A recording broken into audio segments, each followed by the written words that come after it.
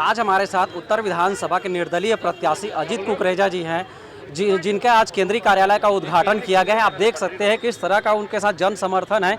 इस भारी जन समर्थन के साथ आज उन्होंने केंद्रीय कार्यालय का अपना उद्घाटन किया है। अजीत कुकरेजा जी, आज आपके साथ भारी जन समर्थन दिख रहा है, भारी भीड़ दिख रही है। आप निर्दलीय प्रत्याशी के रूप में चुनाव लड़ रहे हैं। ये भीड़ आपके साथ किस विश्वास के साथ आ रही है?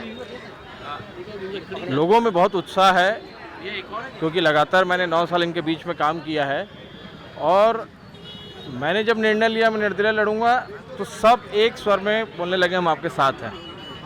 ये मैंने कमाया है 9 सालों में, 10 सालों में अपनी राजनीति के, और हमेशा संबंध में ज़्यादा विश्वास रखता हूँ।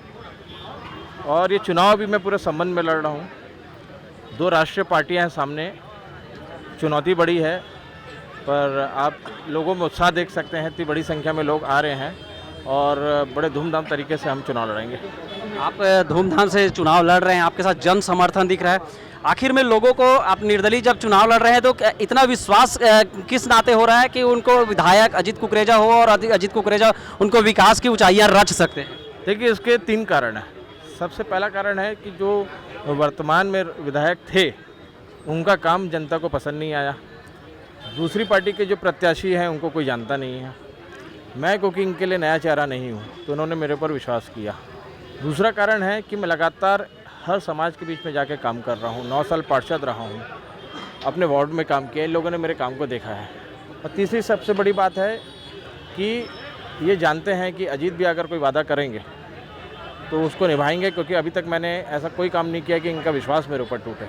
आगे भी कोशिश करता हूँ, ऊपर वाले से कामना करता हूँ कि मेरे को इतनी ताकत मिले कि मैं इन सब लोगों का काम कर सकूँ। आपका सामना 2 बड़ी राष्ट्रीय पार्टियों के साथ है, आप इसे चुनौती मानते हैं या आसान मानते हैं? देखिए, आसान तो चुनाव को कभी नहीं मानना चाहिए, पर क्योंकि मेरे साथी मेरे साथ हैं तो मुझे लगता है कि कितनी भी बड़ी चुनौती आए हम उसको पूरा कर लेंगे। कांग्रेस से बाहर होकर निर्दलीय प्रत्याशी के रूप में जब लड़ रहे हैं, कांग्रेस के कई ऐसे मुद्दे रहे हैं जो अभी गरमाए हुए हैं, खास करके उसमें पीएससी भर्ती का मामला है।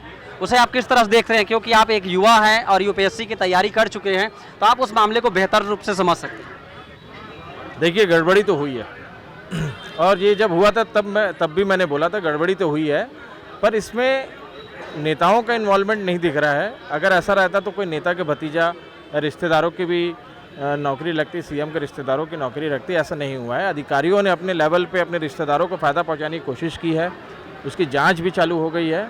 और पीएससी जैसे गंभीर मुद्दे में, क्योंकि पीएससी एग्ज़ाम के थ्रू हमको योग्य व्यक्ति चाहिए इस प्रदेश को चलाने के लिए, अगर उसमें गड़बड़ी हो जाएगी तो योग्य व्यक्ति नहीं आ पाएगा। तो ये बहुत गंभीर मामला है और उसके पीएससी के चेयरमैन हो या और भी जितने लोग हैं, अगर उनका इन्वॉल्वमेंट आता है तो उसमें कड़ी की कड़ी सजा होनी चाहिए। विधायक बनने के बाद जनता के लिए किस तरह के काम करेंगे?